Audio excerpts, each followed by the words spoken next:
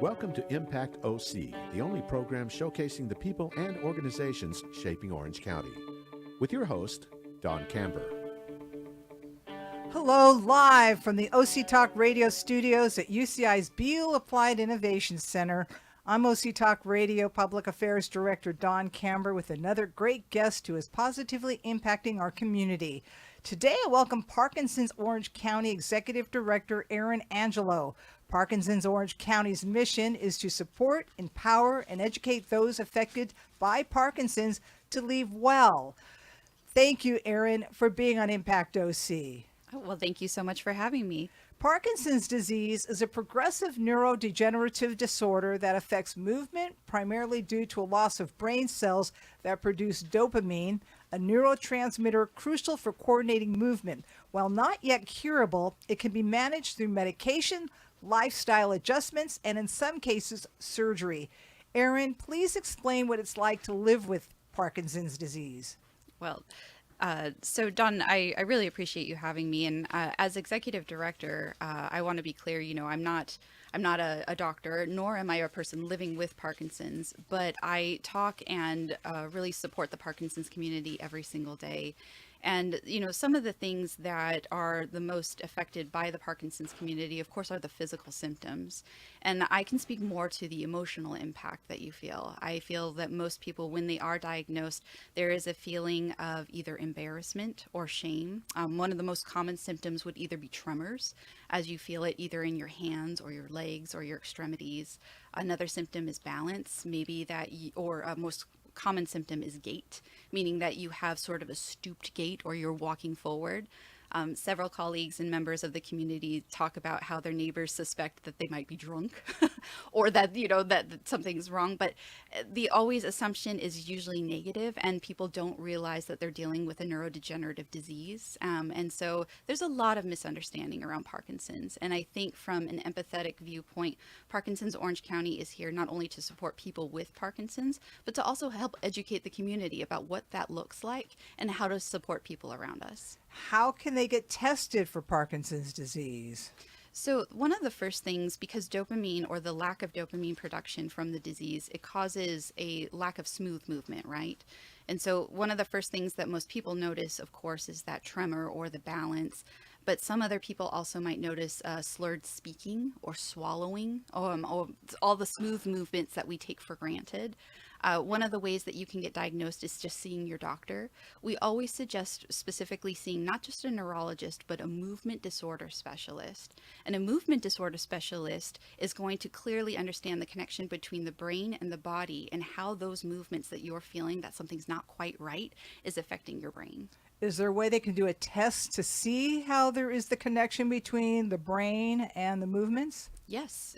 Nowadays they have something called a DAT scan, and they can specifically scan for Parkinson's disease. But I will say, in the past, it was so rudimentary, meaning that a lot of people would be diagnosed, and sometimes you would just send along a prescription, and if it worked, hey, you've got Parkinson's. And if it didn't, then they weren't quite sure. Movement disorder science has come a long way, and doctors are really there to help support you and understand your diagnosis. So when a person is diagnosed, what are some of the resources for them to live with the symptoms? Because that's what they're going to have to do, correct?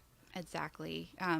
In the Parkinson's Orange County community, we hear way too many times about people who have gone to their movement disorder specialists who are amazing in their own right, but they get a prescription and they walk out the door and they've heard this life-changing diagnosis, and then they literally say, now what else can I do? Where do I go? And that's where Parkinson's Orange County is here. We offer support groups, we offer education programs, we offer resources. We are here to help support the Parkinson's community. So once you walk out that door and you've got that diagnosis, you are not alone and you are not void of resources. We're here to help. Explain how you do that.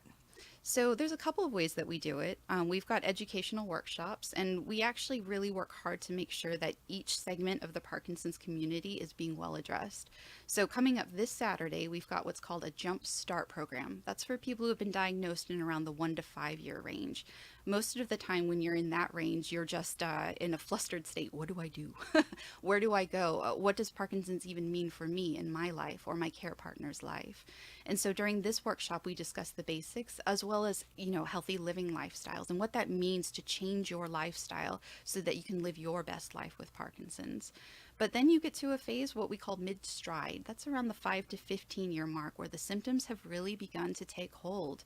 What does that look like in terms of medication or medication optimization?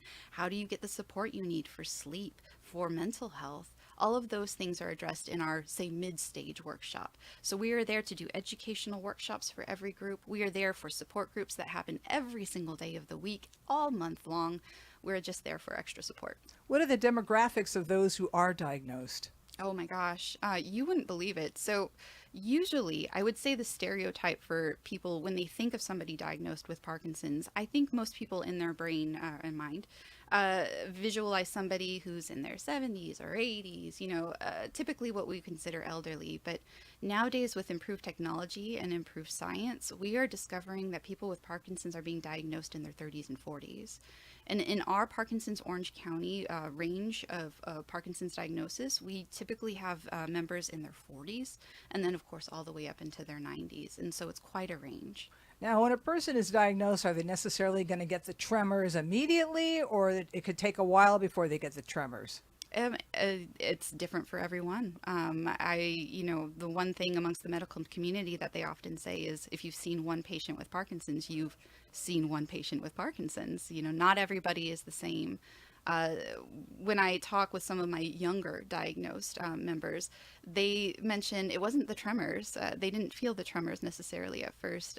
One of the members said she was at her son's bar mitzvah and she noticed she had trouble dancing, meaning her brain wanted to move and groove at this party, and yet she physically couldn't move.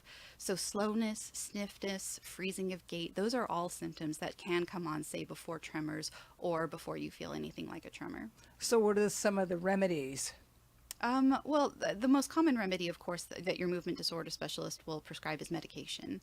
And we are so lucky we're in an age now where medication is spanning all of the different innovations, meaning, of course, there's your traditional pills, but now there are time lapse pills that, release over the course of time. There are now pumps, subcutaneous pumps that deliver direct medication into the bloodstream over time. There is deep brain stimulation where they put nodes into the brain that can help stimulate the brain and that dopamine production. And now they have even automated or adaptable services where it's scanning the brain and scanning the body at all times to really see if your tremors get worse, then it automatically kicks in and helps offset those symptoms. But is Parkinson's a disease that ultimately is going to kill you, or will a person ultimately die of something else? So a lot of times doctors say, it's not Parkinson's that will kill you. Parkinson's is, of course, just the lack of dopamine production and generation in the brain. But it's going to be a Parkinson's related symptom. One of the most common diseases, things that take over, especially as you get older, is Parkinson's related pneumonia. When you stop being able to swallow as well, then you can get infections in the lungs, and that's much harder to get over as you age. Now, you did reveal that you do ballroom dancing, and you deal with ballroom dancing people who have Parkinson's and Alzheimer's. How does ballroom dancing impact those with Parkinson's? It's such an interesting study. So both my husband and I are professional ballroom dancers. And the one thing I noticed well over 20 years ago was research was saying ballroom dancing was one of the best things you can do for the brain. The cross coordination combined with the rhythmic quality as well as connection to physically another person, that type of dopamine generation is unlike anything else. It's something we call neuroplasticity, quite literally rewriting new roads in the brain to allow new muscle memory. So if you had trouble moving your arm at one point, the movement, the music, the connection can help not only allow you to move that arm, but move it easily and more readily the next time that you're moving. So yes, the connection between the brain, body, and dance is phenomenal. So will doctors prescribe exercise in general? They should. So typically insurance will not cover exercise classes, which is such a shame. They absolutely should. I undoubtedly, the medical community and everybody else would 1000% say that exercise is the most powerful tool you can do to help remediate the symptoms of Parkinson's disease. Now, in some of the support groups, what are some of the concerns family members have about a loved one having Parkinson's disease? Usually the most common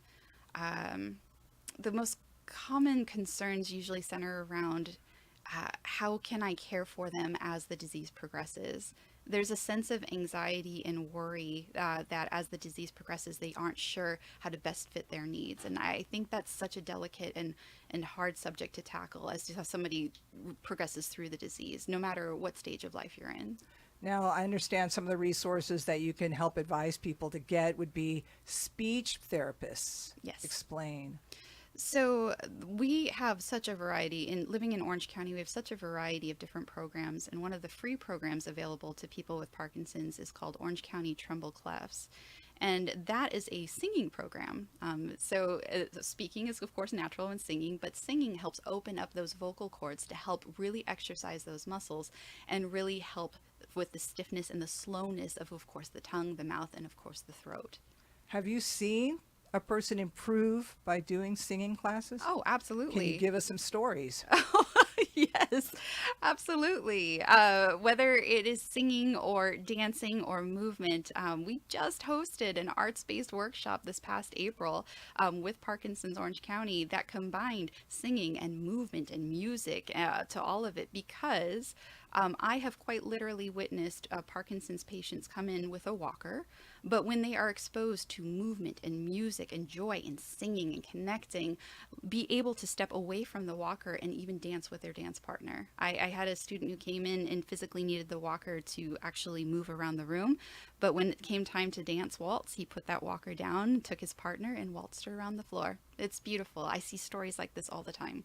What other kind of stories can you share? Oh my goodness, there's so many to share. Goodness, you're putting me on the spot. One of the most memorable stories, I think, would have to be a gentleman who had come in. He was in a late stage diagnosis of his Parkinson's. And what does that look like? Late stage means that he had trouble speaking, swallowing, communicating, walking, or even with just balance, right? So late stage meant that all forms of movement for him were either disjointed or discoordinated. But he loved to dance and he loved music. And his wife is his care partner. And so together they started doing ballroom dancing first remotely at first because she was still working full time. But then together they decided to keep it going, ultimately taking on a scholarship through that ballroom dancing program.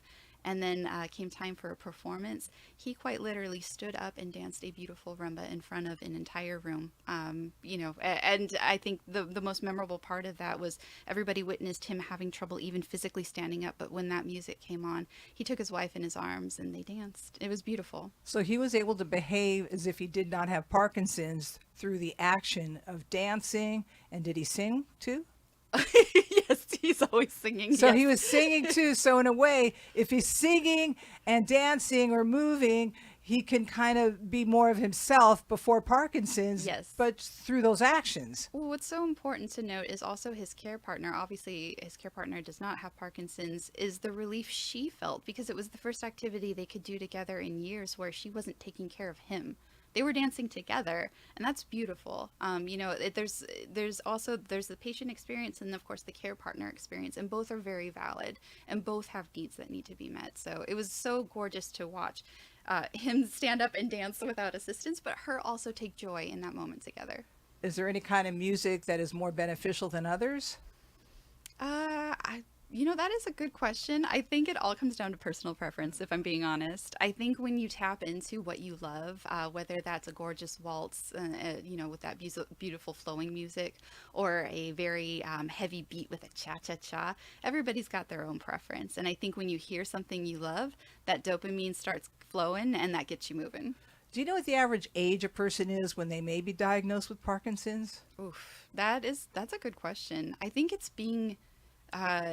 always skewed older, and I don't have exact statistics. Right. Like I said, typically those diagnoses, I would say wager around 75 and above.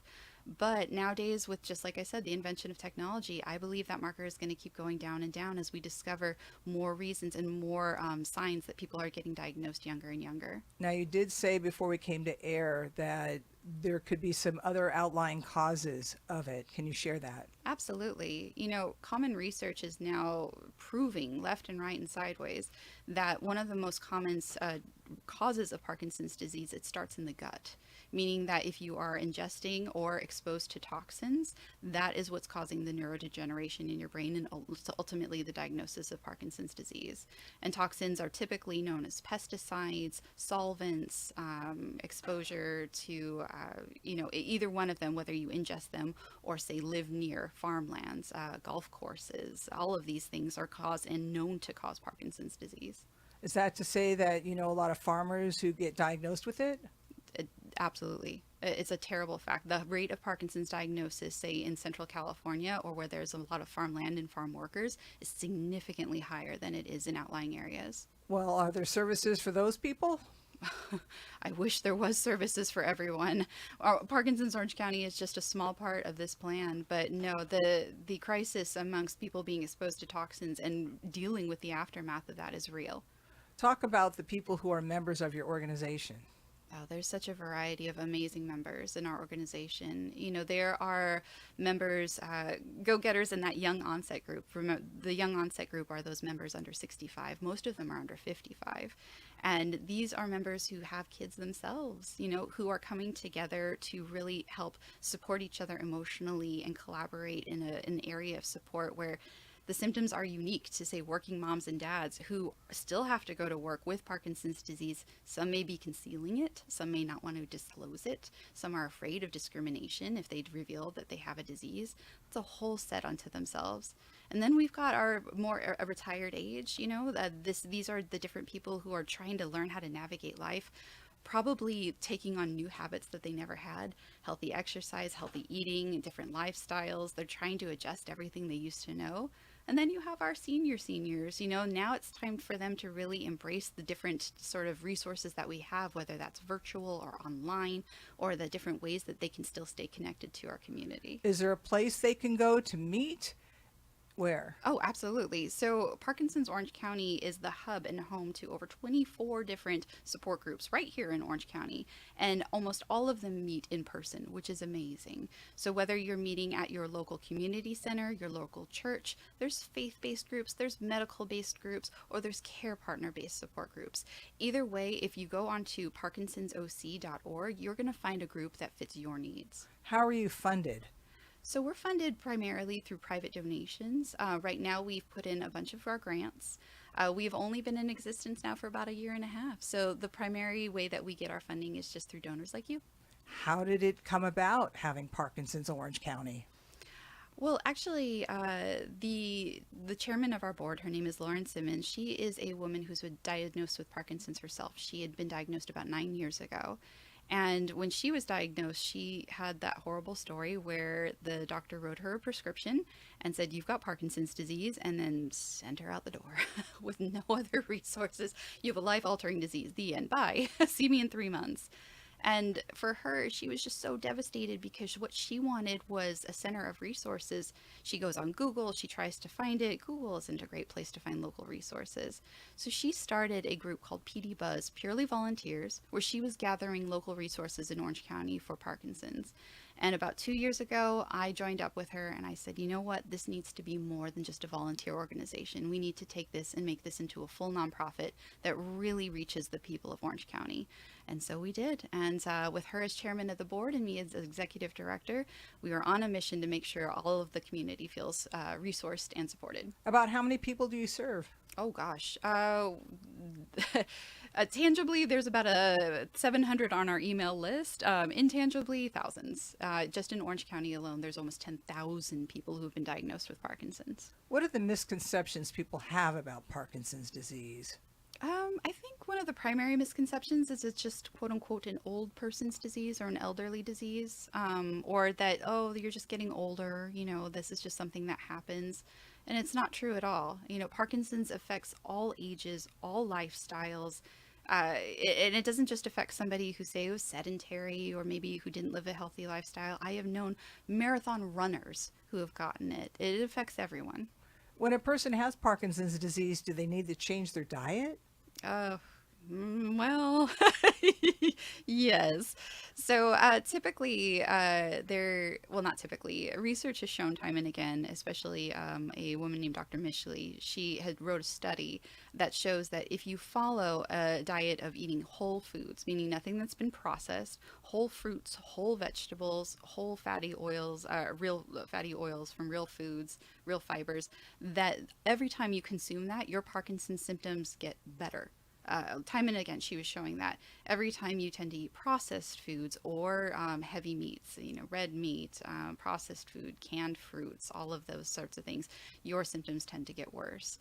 So the one thing that we do always suggest or prescribe is a vegan diet is ideal. It doesn't work for everyone. So at least whole foods, real foods that have not been processed is number one, as well as, of course, lots of exercise. Is there concern that it's hereditary? Well, recently, Michael J. Fox Foundation has found a biomarker, and they would be the best to talk to, what that biomarker means. And the biomarker is showing that a gene that has the capability to have Parkinson's can be passed down. Does that mean you're going to get Parkinson's? No. But it could be potentially hereditary, meaning they could find a biomarker and hopefully in the future prevent it. Well, speaking of prevention, have you heard of any way to prevent getting the disease?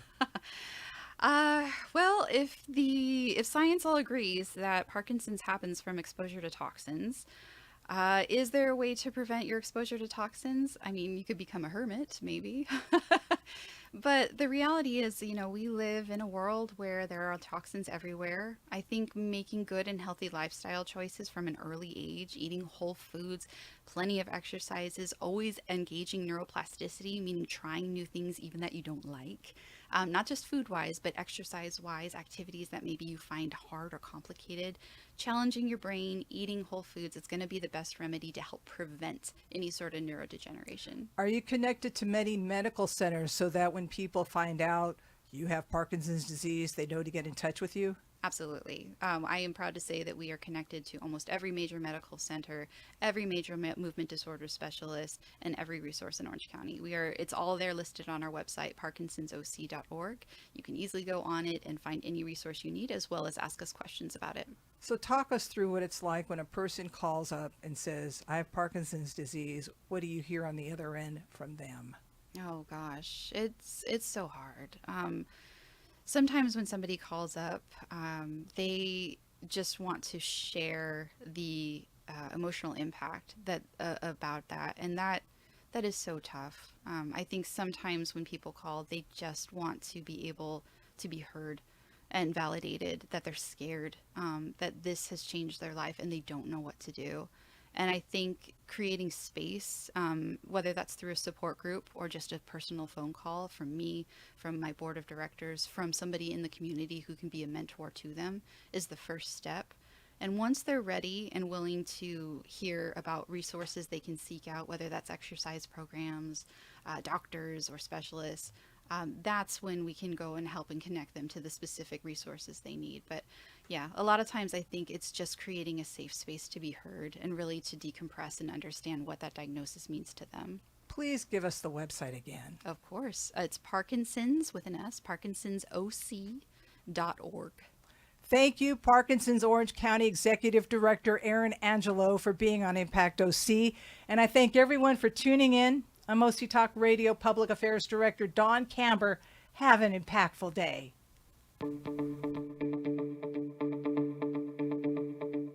You've been listening to Impact OC, the only program showcasing the people and organizations shaping our community.